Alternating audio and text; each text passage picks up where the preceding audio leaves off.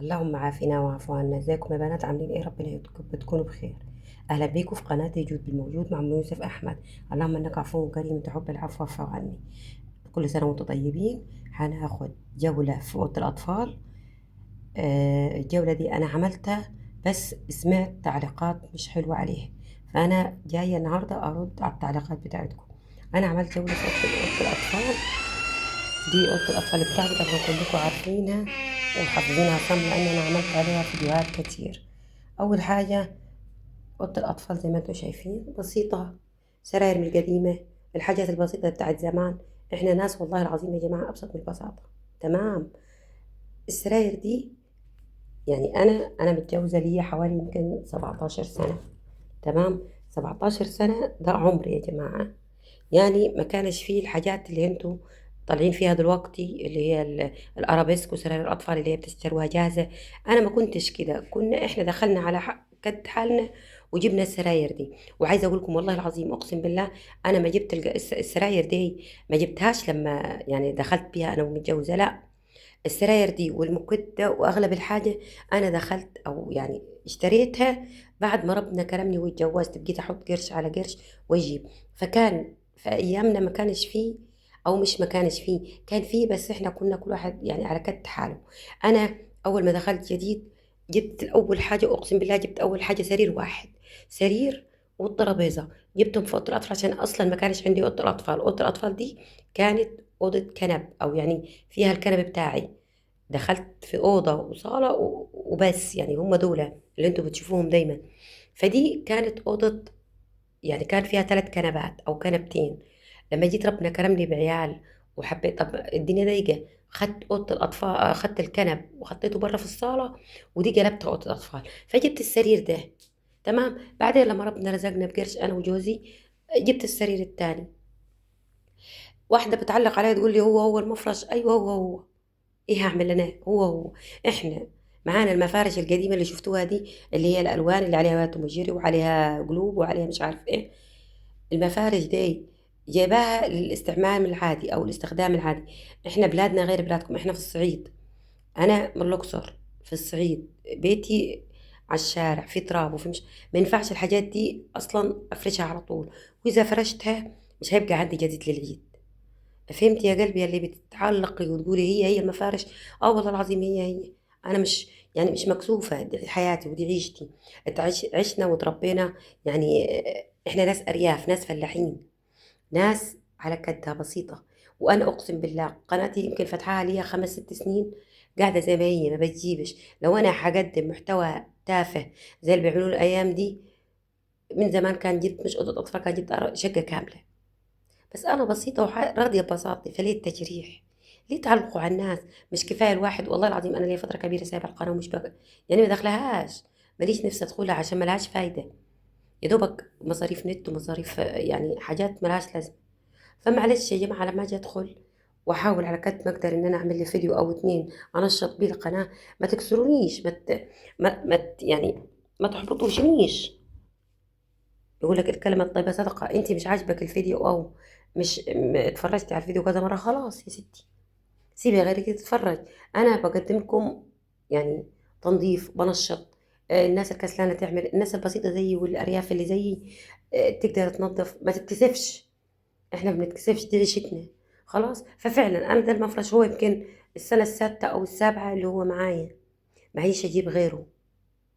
فاهميني؟ ما معيش اجيب غيره. ولو جبت مش هجيب الحاجات الغاليه دي. المفارش دي زي ما انتوا عارفين تكلفتها وفرشه، وعشان الفرش اللي هو ده بنجيبه تكلفه غاليه.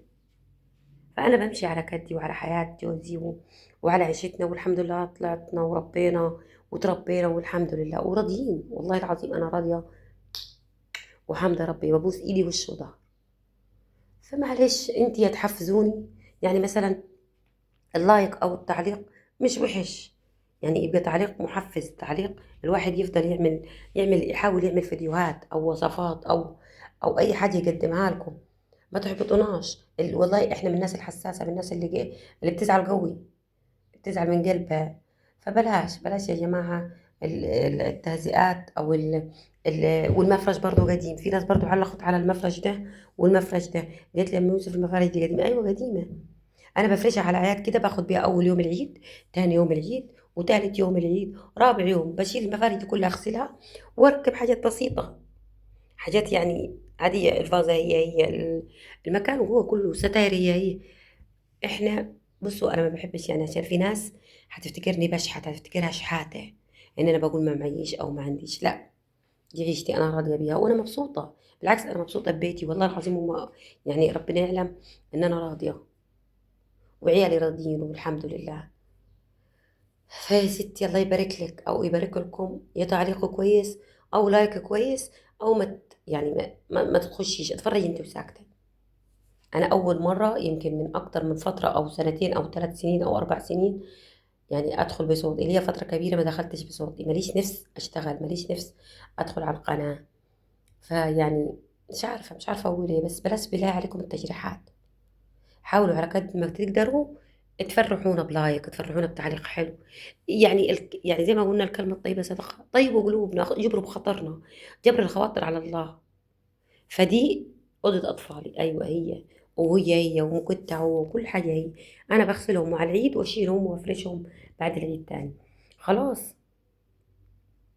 كان نفسي والله أول حاجة أتكلم فيها، أو يعني يوم ما أعمل فيديو أتكلم على حاجة كويسة، ما أتكلمش على تعليق سيء.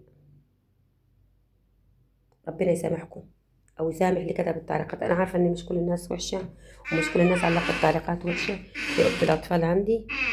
وده التعليقات اللي انا سمعت تعليقات كتير.